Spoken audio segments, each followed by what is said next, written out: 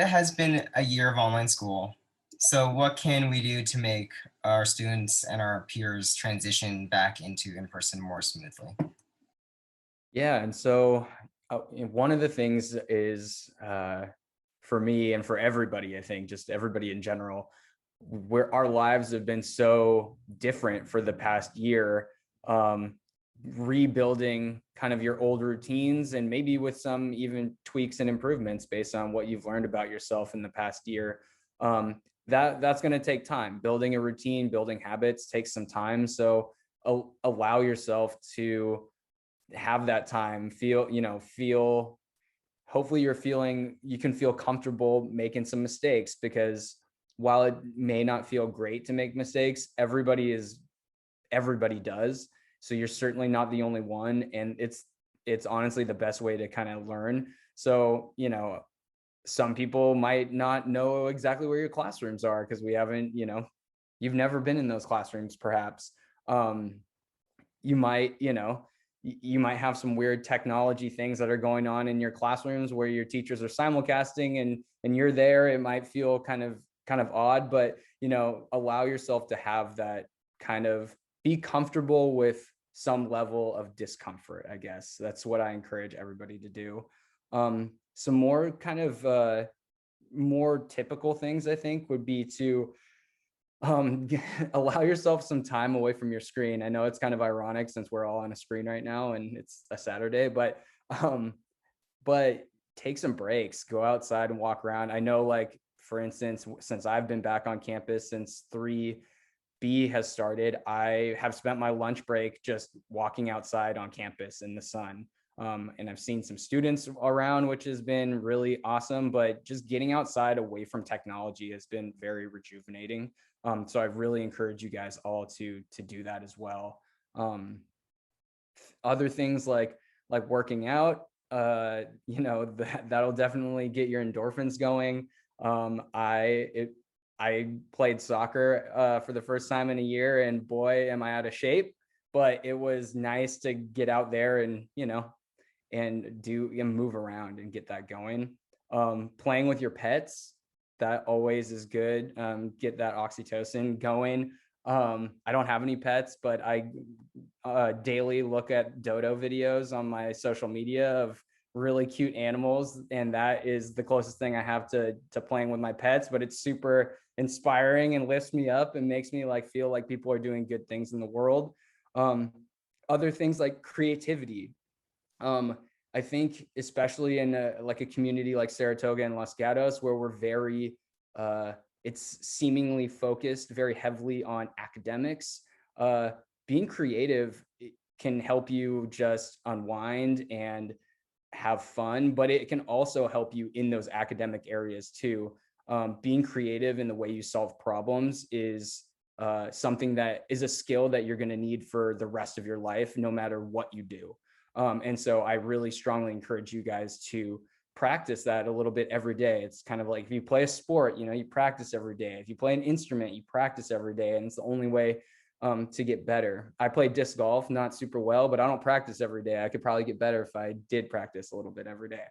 Um, Other kind of basic ones too, sleep, nutrition, those are going to be key. I think some of us have gotten into a routine of maybe playing games, video games really late at night, and things like that. But I encourage you to try to build back your routine so that you are able to get up in the morning and come to school in person and be ready to engage. I know that some of you are going to be meeting your teachers for the first time in person on Monday.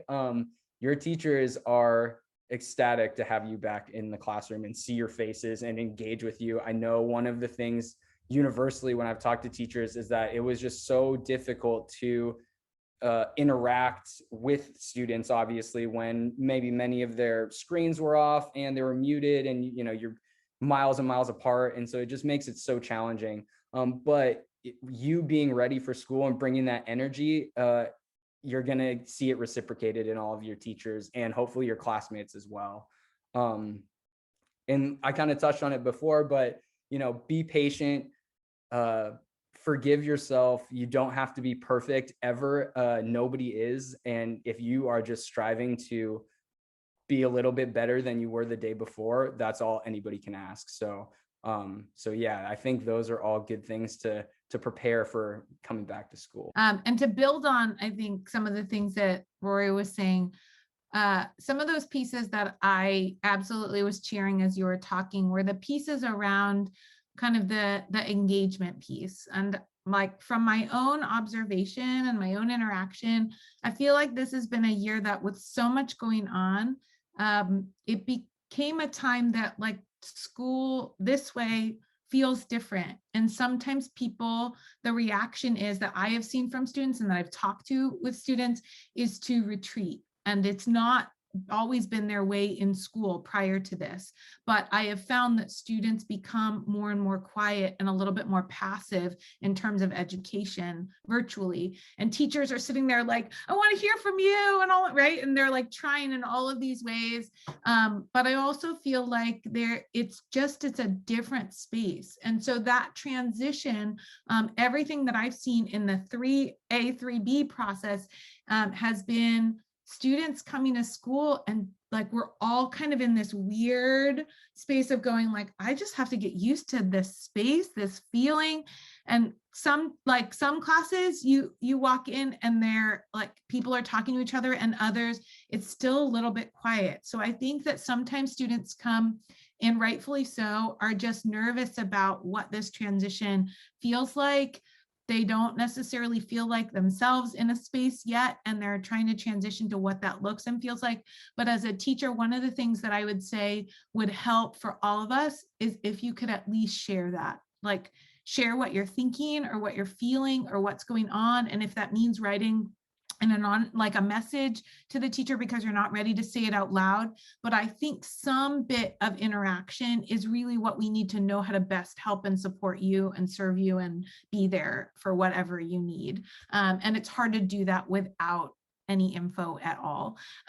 So I would say that would be one. And then perhaps like what I always say to my students is, if you're a student who is naturally the person who speaks or speaks first, maybe wait and let others talk. And if you're a person who you tend to like, you're like backing off a little bit, perhaps challenge yourself and you're going to say, you know what, I'm going to speak up at least 2 times today.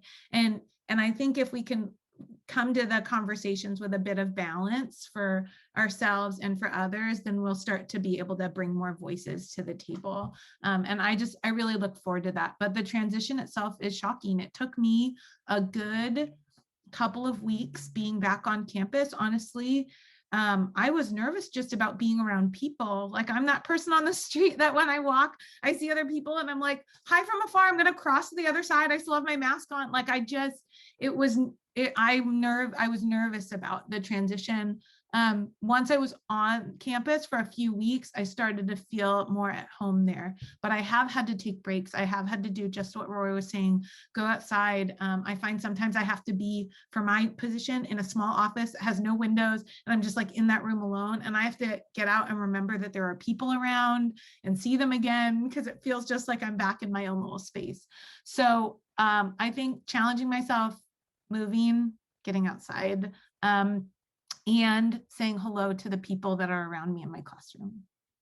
One thing I did want to add was just, to the people out there, whether you're a freshman or you just transferred to the school over the summer, it's like you've never been on the campus before. And it's like, that's a big deal just because, next year you might be a sophomore and you're essentially just a freshman in the terms of like how well you know the school and how well you know people, right?